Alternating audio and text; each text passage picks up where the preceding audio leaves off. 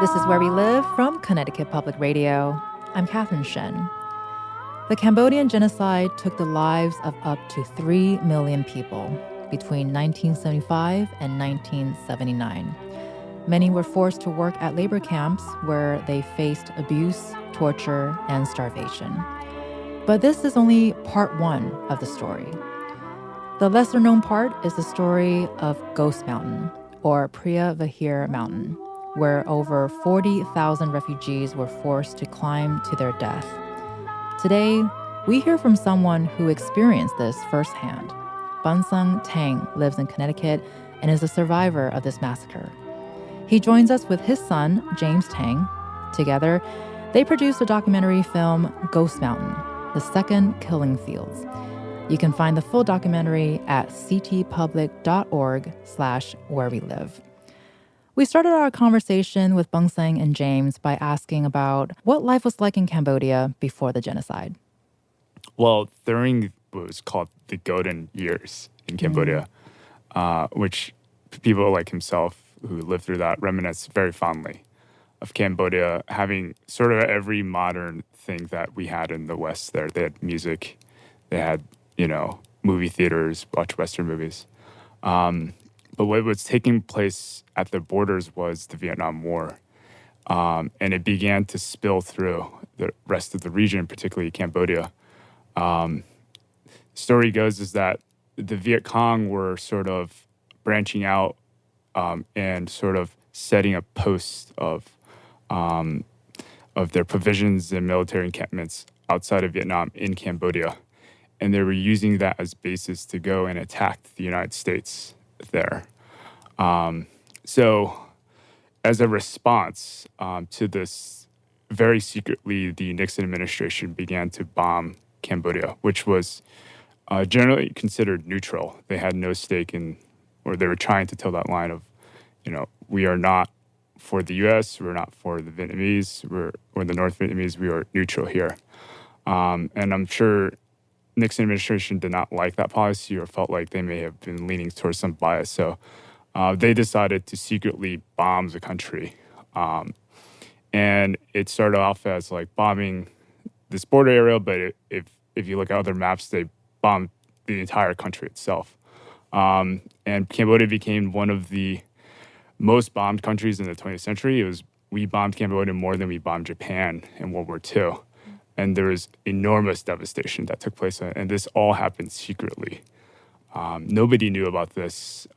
Nobody heard about this until it was really leaked out to a journalist who then put in the Washington Post that, we had been participating in this sort of operation there of indiscriminately dropping bombs over the country.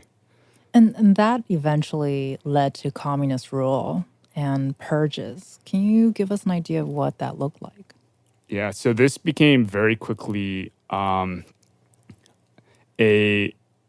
opportunity for what was a guerrilla fighting force, which is the Khmer Rouge, which means the red Khmers, and they were very much idealistic communists. They weren't, before this bombing, they weren't favored at all. They were just some ragtag group, kind of people who were in the jungles, and who wanted to they were outcasts in some ways. But once this bombing took place, they were able to convince a lot of the population and really play into the anger that was happening. It's like, you lost your family, you lost your worth, your livelihood, your fields, and all of that. People had weddings and there was a bomb dropped on it. So they said, come and join us in our fight against these quote-unquote American colonists. And at that time, the Lun Nol government, who had deposed the prior leader, the king, Sihanouk, they said, these are representatives of or supported backed by the Americans there. And so let's take over the country and take back and reestablish, our country from foreign influence there. In cooperation with the armed forces of South Vietnam, attacks are being launched this week to clean out major enemy sanctuaries on the Cambodian-Vietnam border. This is not an invasion of Cambodia.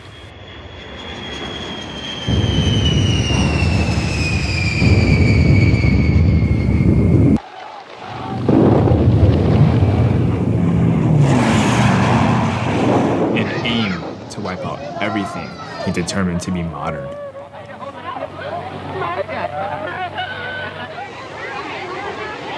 When the country fell to the Khmer Rouge in 1975, its army purged the cities and committed atrocities on an unbelievable scale.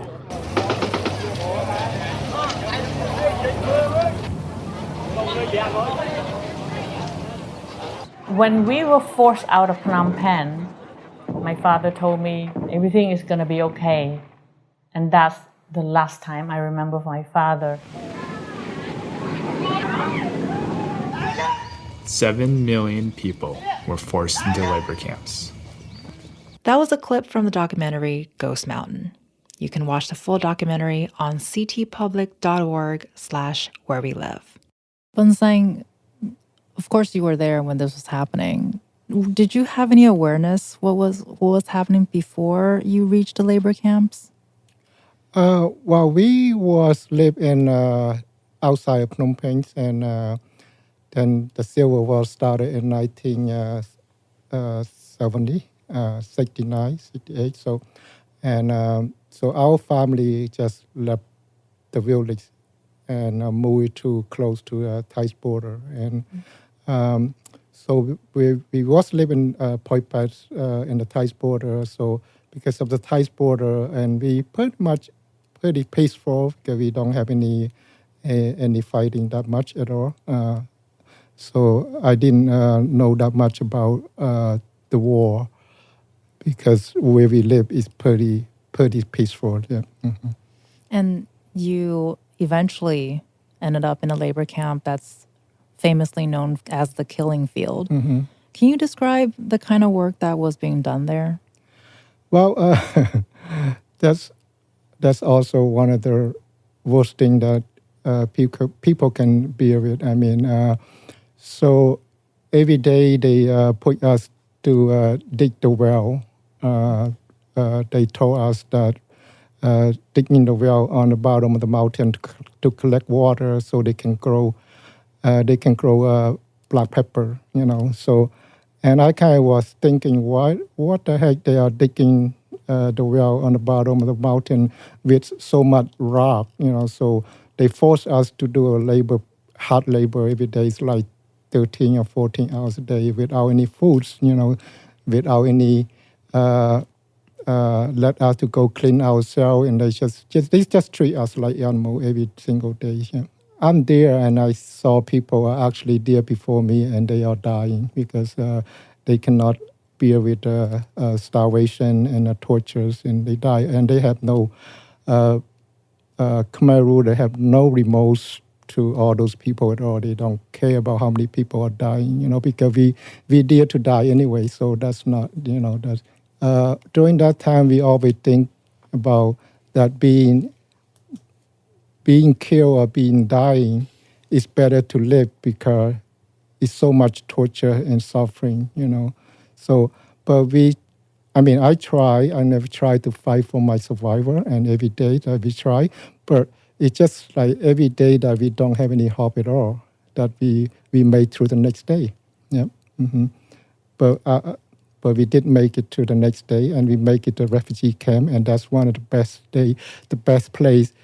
And James, I definitely want to get into more of how the documentary came about. But as you learn about this history, can you talk about how did what your father just described impact the population of Cambodia? Yeah, what was once about a population of 5 million before this civil war and then this genocide that took place afterwards, about as much as 2 million, a third of the country has been estimated to have lost their lives either through, mass murder or the sickness or starvation.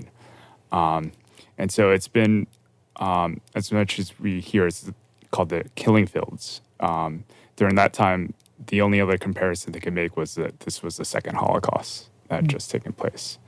And it shocked the whole world, and they couldn't believe when people were coming out and telling their stories that this was happening. They were actually rejecting some of the stories that were being told. And so the world had a hard time coming to grips that this had taken place to a really peaceful and gentle country as Cambodia back then. Been saying earlier, we talked a little bit about your experience in the labor camp, but you also ended up being at a refugee camp. Can you talk about what was that initially like? Well, after 1979, the Vietnamese invaded to Cambodia, and I call that liberated Cambodia. For me, I call that liberated for Cambodia because I was tortured and in a refugee. In a concentrate camp. So, for me to get out from there and right away we escaped to Thailand, and when we get to Thailand, and one of the best that happened to my family because we are actually get away from starvation or being killed. So one of the happy times that we have in the refugee camps, because I've been separated with my family for almost 4 years during the Khmer Rouge time. So we reunited with my family and we escaped together, and that so it's like one of the time that we all actually see each other, that we surrounded with barbed wire, but it's a great time that we've been sharing the sad and the happy story together during that time. Yeah. And it's almost like a heaven for us because we feel like we are surrounded people are protecting us. Can you talk about that day when buses actually started to show up and they were moving people to another place? Yeah. Well, those happy times only last a month. And my father and I, that we are sharing a lot of happy things together, that we thinking about what country we want to go on the third world country. But turned out to be a month later, the Thai government secretly sending the bus alongside a refugee camp early in the morning, and they held on to the microphone and they tell us to get on the buses, and we kind of were terrified that we already knew that they would send us back to Cambodia, and because we heard a rumor a few days before that, and we refused to get on the bus. We don't want to get on the bus, and no matter what. And it's about 2,000 of us that we are human change, that we refuse get on the bus. And they come in and they beat us, and they throw us, and they push us on the bus. And that's what I described during that time is like we are crying for help. I mean, is anybody that able to help us? But it's just we have nobody, just a refugee that very vulnerable, and with the soldier have their gun, and they just do whatever they want in the refugee camp. Yeah. Mm-hmm. And you eventually had to get on Yes. one of those buses. Yes. Yeah. Did you have any idea where you were going? We have no idea that where we're going. And I thought that they just might to send us back to Cambodia. And the refugee camp that we were staying in called Wat Kok at Aran. So from the refugee camp to a border is less than an hour drive, ride, So, but somehow they didn't send us to where we came from at the border. So they drove us 14 hours, and we was terrified that we don't know where they take us to. So we end up at the top of the mountain called Preah Vihear Mountain. Yeah. Instead of being processed as refugees, Bun Sun Taing and thousands of other refugees were forced on buses and driven to Preah Vihear Mountain, which is part of a mountain range between Thailand and Cambodia. As he describes, refugees didn't know where they were going, but after experiencing the labor camps, they did not want to return to Cambodia. Returning to Cambodia was a devastating experience. Not only were they forced back into the country, but the mountain was filled with landmines, and refugees had no food or water. They were forced to climb down the mountainside, and those who didn't comply were gunned down. So we got there early in the morning because it's 14-hour bus ride, and we have no sleep, and we are tired. So as soon as we at the bus stop, and I look out through the buses, and I was terrified and crying because I saw the smoke come out from the ground, and first thing I see that, oh, that's how they go kill us. That's how they go bring us here, and they gun us down, and they shoot us, and they burn us. So we are so terrified to see everything surrounded before the bus stop is like. And my family are waking in the bus and say, this is our last, that's the last stop that they go kill us because it's surrounded with jungle. And so when the bus stopped, the soldier came and knocked to the bus and told us to get out the buses. And I didn't know that I'm on top of the mountain. I have no clues. And we asked them, where are we going? And they point us where we going. So, and there's so many people. I mean, there's thousands of people, young and old and handicapped, and people are sick, people are pregnant, and we are moving slow. And especially my father, he was old. I'm hold on to him, and so because we move so slow, and the Thai soldier and get so angry, and first they fire the gun up to the air. They say, move fast and move fast, move fast, and then we have no way to go. We have no knowing where they send us to, and they point us, that's where you are going. And I didn't realize until they pointed down to where we're going. I looked down. I say, oh my God, we are on top of the mountain, you know.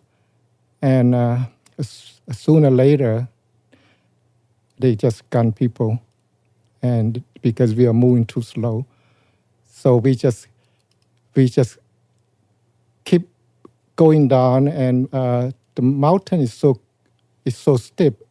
And we have to hold on to the wire, and clip by clip, we just get down. And there's so many people died there. Today, we're hearing from the documentary filmmakers Bunsen Taing and James Taing, who produced a film, Ghost Mountain, The Second Killing Fields. Watch the full documentary on ctpublic.org/wherewelive.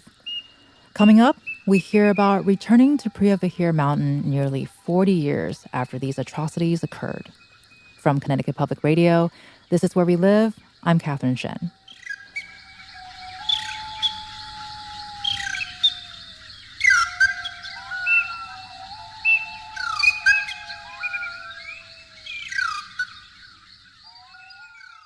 This is Where We Live from Connecticut Public Radio. I'm Catherine Shen. Today, we're hearing from documentary filmmakers Bunsen Taing and James Taing, who produced a film, Ghost Mountain, The Second Killing Fields. You can find the full documentary at ctpublic.org/wherewelive. We just heard Bunsen Taing describe his experience on Preah Vihear Mountain. He was among thousands of Cambodia refugees that were forced down the mountainside at gunpoint. The mountain was filled with landmines, and refugees had no food or water. Those who didn't comply were shot and killed. Nearly 40 years later, while making the documentary, Bunsen returned to this site. He describes this incredibly emotional day. After 38 years later, and my son and I want to do a documentary, so we went to that mountainside, and it's the first thing that I remember what happened 38 years before, and the place is unchanged. I mean, and the soldier that patrolled the border told us that all this year is no human that actually allowed to come here because the landmine is still there and nobody cleaned out the landmines at all. And so we told them that we come here to do the documentary what happened 38 years ago, and the soldier told us they know exactly what's going on, and that's what they call the mountain, a ghost mountain, because before it's a different name, because so many people lost their lives, so now the name is changed. Yeah, so they told us it's too dangerous to go in there because they not allow us to go in there, and we told them that we come here to do a documentary and nothing to do with politics at all, political, So, and they say, well, we can let you go. And finally, they say, well, we let you go, but you in your own risk. Yeah. So I'm very emotional when I get in there and I see all the things that we left behind. I mean, the memory is back, and I lost my brother-in-law there, and I also my father make it to halfway, and he passed away, and everything's coming back. So yeah. In the documentary, Bonsang and James visit Preah Vihear Mountain. Here's a clip where they return to the site of the massacre. Almost 4 decades later, I accompany my father and my uncle to visit what remains at the site of the Preah Vihear massacre. It's very difficult to walk through here.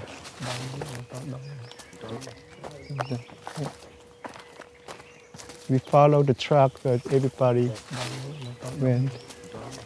On the top of the mountain, the Thai soldiers told us that whatever we have, water, money, gold, water boat, just give it to them. And they say, you're not going to need it down there. Just drop it in the bucket and give it to them. As you can see, the cliff is so steep down. And they keep gunning us down.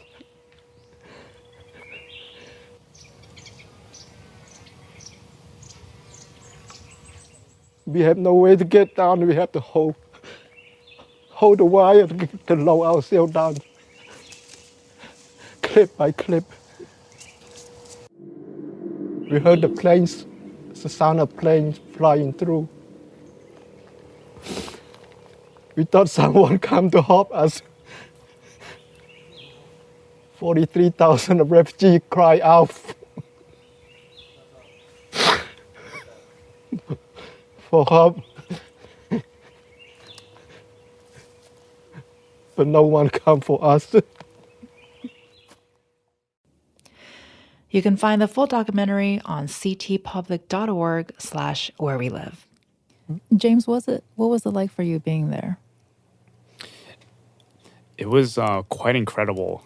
And leading up to it, it was a little nerve-wracking because I had been there just about 3 years prior, not in that particular area, but I'd been told that these remains and all of these clothes and all the things the refugees left behind was still there.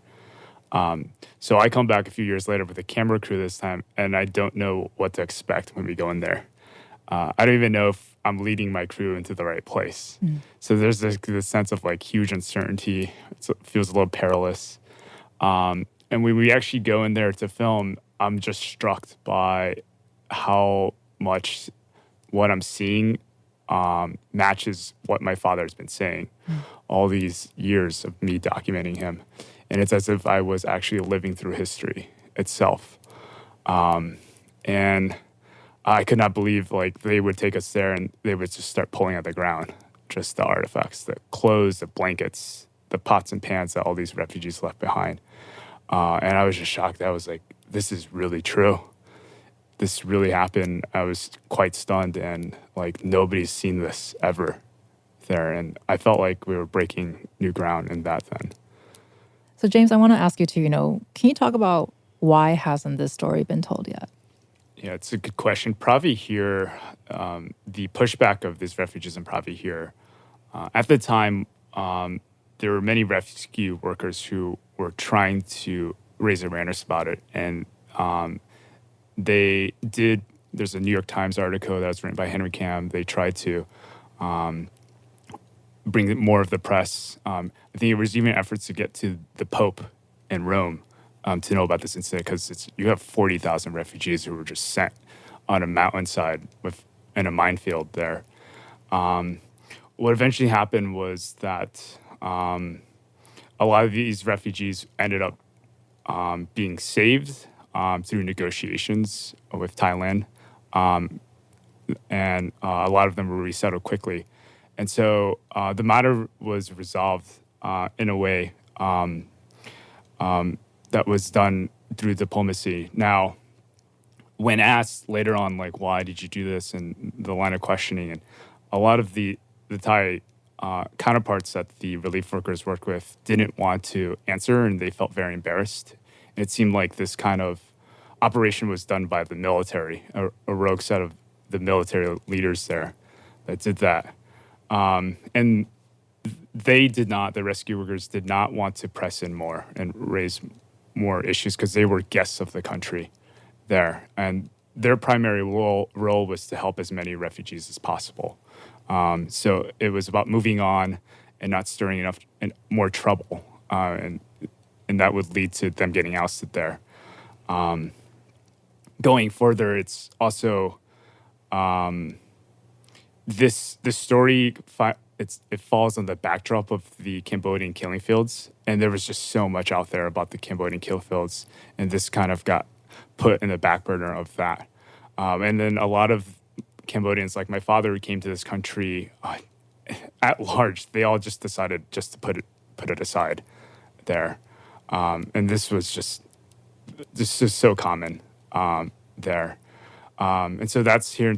Hence why we have the story. I think also locationally, placing refugees in this remote part of the country, there are very few people to see and witness and document that there. Unlike the killing fields where all the journalists were kind of able to get into Cambodia and see that. And so it wasn't until us where we came in and went there with the camera crew, we were just barely the first people who actually set foot in there. And I don't know, with a camera in so many years there. I do want to get into the documentary a little bit because I think there's an informational and educational aspect to it. Do you think there is need for more education about the Cambodian genocide?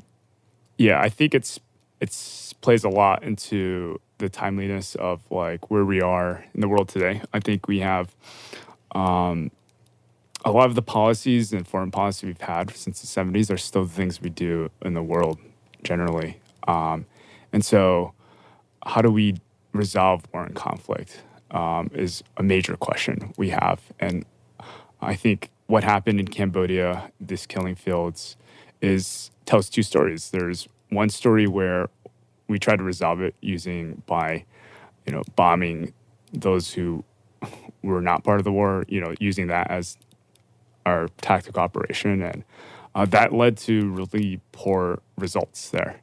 There's another side of it too. We lost the war in Vietnam, and there were other people who were part of the State Department, part of government, NGOs as well, who said the opposite.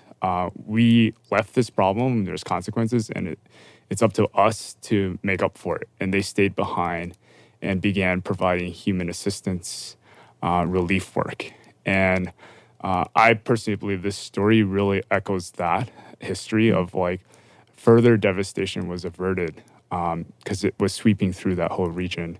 And it kept, the Thai-Cambodia border and Thailand itself from potentially becoming a bigger problem there. So I think like going forward, like we should take this as both American history, something that is a legacy that was laid, providing relief and humanitarian assistance, and also like as good lessons learned, like how do we use this in our world today too? I think this story, particularly at Preah Vihear, which is itself a very untold story. You have the Cambodian genocide, which was well documented. You had a movie that was made of it called The Killing Fields in 1984. And it seems like this second ordeal, which my father and many 40,000 other refugees went through, they've described as like being worse than what they experienced in these 3.5 years under this really brutal and cruel genocide regime. It was way worse than that. This story has been really buried and overlooked there. And so I I think this story is quite important for Cambodia to really preserve. I think it's important, like as like a humanitarian case study as well there. But particularly for Cambodia, the story is both incredible and the sheer like magnitude of what happened to refugees and what these people who innocently went through one devastation, ended up in another, and lost their lives there. But it also sets place in a very key part of Cambodia. One of the reasons that area had so many landmines was because it was set next to a very important and most sacred temple in Cambodia called Preah Vihear Temple. And so those landmines were there to buffer and protect that kind of temple area. And I say that because today, people, that temple, Preah Vihear Temple, is considered Cambodia's second World Heritage Site after Angkor Wat. So there's more and more tourists going to this place. It's beautiful. It sits on top of 2,000 feet above. And it was the most sacred relic in Cambodian history. And people will visit that, but they don't know that a mere 2 miles is where this whole devastation and this tragedy of where my father was placed there. And so I think, telling both stories is both telling both the pride and the admiration of Cambodia's past, and then you also have like the profane, just like the horror that had taken place just on the shadows of it all. And I think having these two in concert is something that Cambodians would do right by, preserving for themselves there. And to have the story be such a huge part of your family's history, is this something that has also become a part of your identity? Yeah, I think one of the things that growing up, I was pretty much very American as a kid. I think our families, their relationship with their past was kind of similar too. It was when they came to this country, let's forget about the past, let's move on. Let's just do work, have meaningful lives, put our families to school, and so that's what we live with. We may sometimes have known like they went through something because they made remarks here and there, primarily through disciplining us, like you should eat all that food because we starve for just a golf ball size portion each day. But that was it. It was kept at a distance there. And, I came of age when I wanted to know more and seek more about the story. And as I sat down with my father and learned more, I realized like, wow, this is really who my family is. It brought so much understanding there. And I think I myself has been able to say like, I am, Khmer American, and affirm that more so. And because it tells this like incredible story and is able to point all these dots backwards. And when saying, what went through your mind when James was like, tell me your story, Dad. Tell me your story. Well, when I first arrived in this country, I always want to tell the story. And I say one day I want to tell the whole world what happened to millions and thousands of people that lost their life. And and I keep telling story all this year, and I'm looking for somebody to help me to do the story. And one day my son, he's actually just started college, and he came to me and he said, Pa, I can help you to do the story. And I kind of look at him, I say, no, not you. Because you don't understand how I lived through, because you was born in this country. You born with a silver spoon in your mouth. So you complain colored mattress is too firm for you. And I was living on the ground for 4 years. I say, you have no relation to what I lived through, so no way. What a dad thing to do. So, but James keep coming and say, Pa, I can help you. And I was just say, okay, one day he will give up. So I keep telling his story, and he keep assist to go on. And I didn't realize that telling the story is so difficult, and I had to relive again. And my nightmares start coming back. And I told James, I say, I can't continue go on and doing this because the nightmare is just terrible. And so James keeps saying that, well, we're doing slow. We're doing slow, and we take a break, and we continue again. So, and so I'm very thankful that actually James able to keep going and get the story told today. Yeah. Well, it sounds like James inherited some of his dad's stubbornness, I think. Well, and I mean, we're grateful for that. So, because now we're more aware of the history that happened there. And with that, I want to ask both of you just some final thoughts for our listeners who are listening.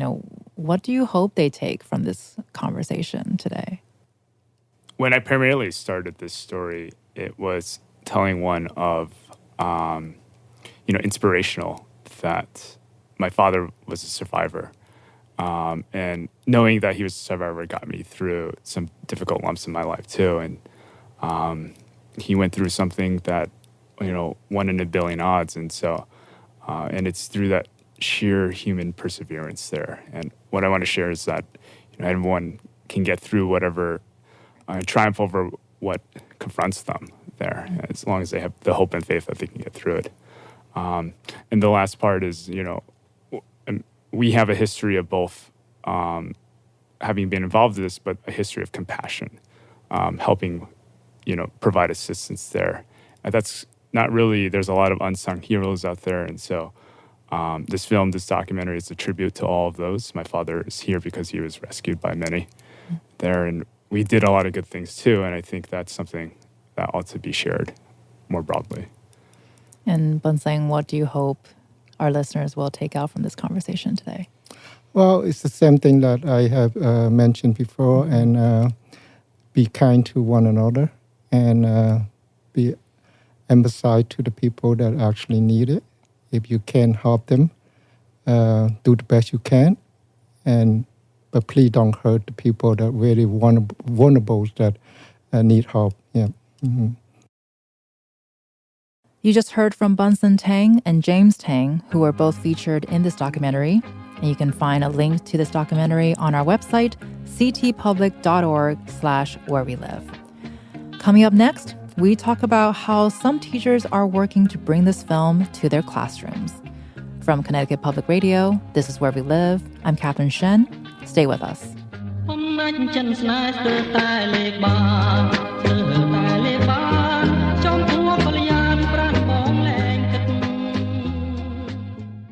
This is Where We Live from Connecticut Public Radio. I'm Catherine Shen.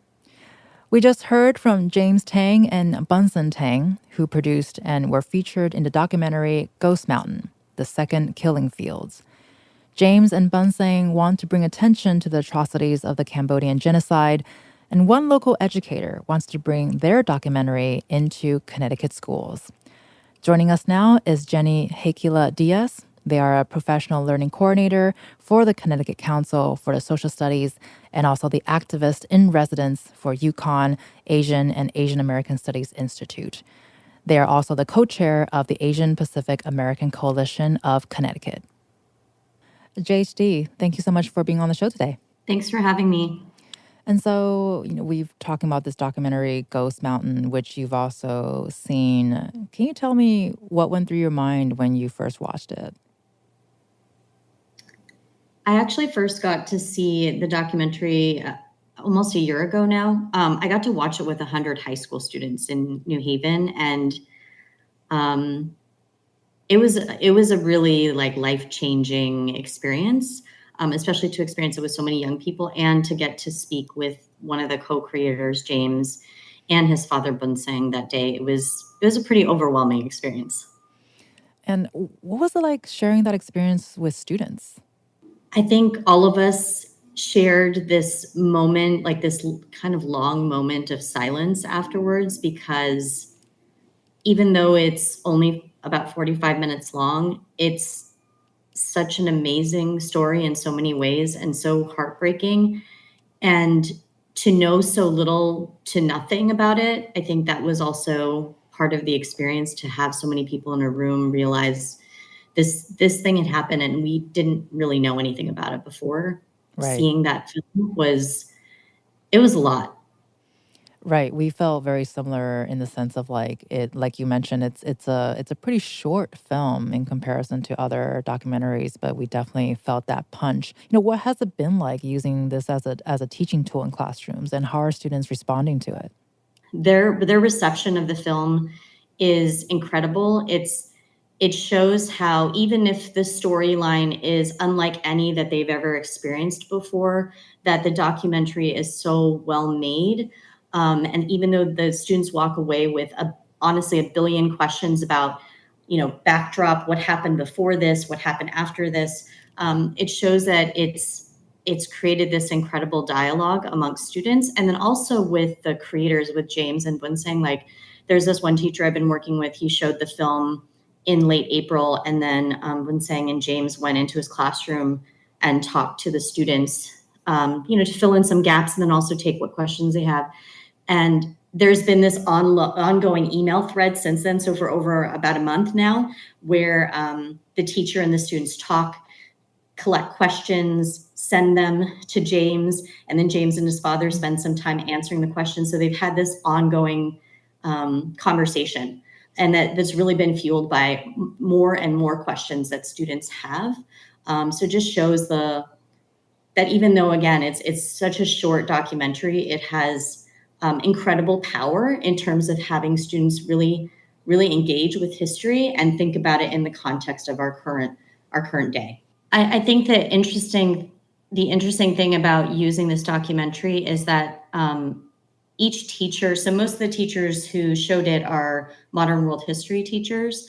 And as I said, in New Haven, they're already teaching about genocide as part of their course. So fortunately for the New Haven teachers, they've already built some context, and they've already built some backdrop and understandings for students. And even still with that, watching this documentary, the students will ask some really like basic questions. Like, some of them they wanted to ask a lot of questions about the skulls and how there's so many skulls in the film. And it seems like it's like they're being obsessive about a strange thing, but it actually led to even more questions that really helped the students understand the scale of what happened, that so many people were killed.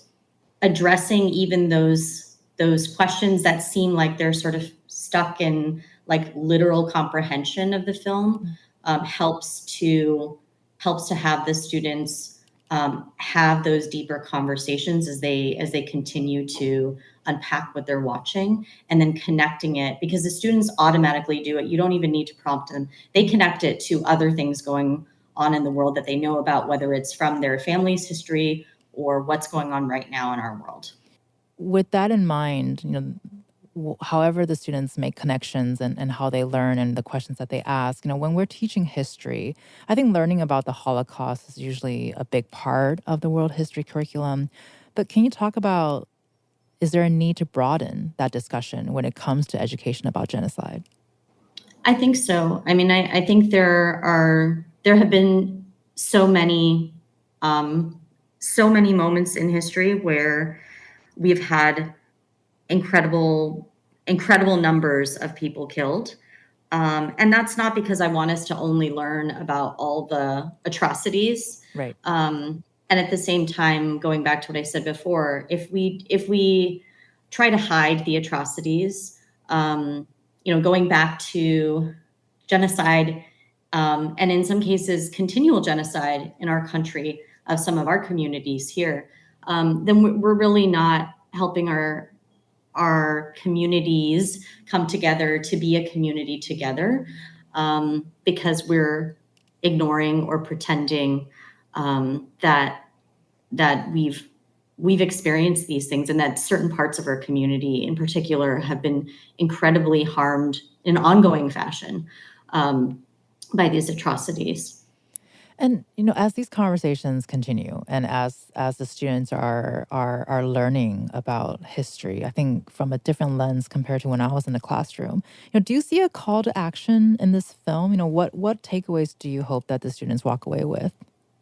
This is a hard question for me because in social studies education, we definitely want students to be informed and we want them to take action. And while I have some things that I would like to see happen in the world, I also try not to be too prescriptive in what I hope that students walk away with. Like that's part of the reason why some of the planning around this has been typical sort of inquiry, open-ended, because we want the students to critically look at these different pieces of history and see how they're interconnected, and think about, what are the things that we should keep doing in our society? What are the things that we should stop doing in our society? And what are the things we should start doing? I guess if I had to say one thing that I would hope is that I would hope that our young people see these things and they want to start doing some things that maybe we have not been doing so well, especially speaking of older generations, including making sure that these types of stories that have been purposefully hidden are not hidden. I think that's one of the really beautiful things about Ghost Mountain is that it's actually like a family effort, right? To tell a really important local, national, and international story, is that it's a son and father. And I know there are other people on the team, but the fact that they're both a part of telling this story it makes it really meaningful and shows the power of really knowing your family story and how that affects you to this day. Thank you to Jenny Hakila Diaz for joining us today. They're a professional learning coordinator with the Connecticut Council for the Social Studies and also the activist in residence for UConn's Asian and Asian American Studies Institute. I'm Catherine Shen. Today's show is produced by Tess Terrible. Our technical producer is Dylan Reyes. Download Where We Live anytime on your favorite podcast app, and thank you so much for listening.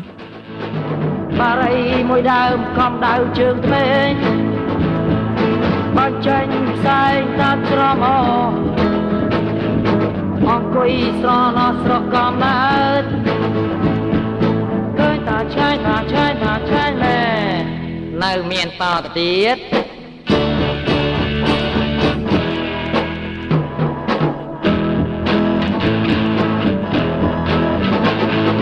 ពេលព្រឹកមានកាហ្វេខ្មៅ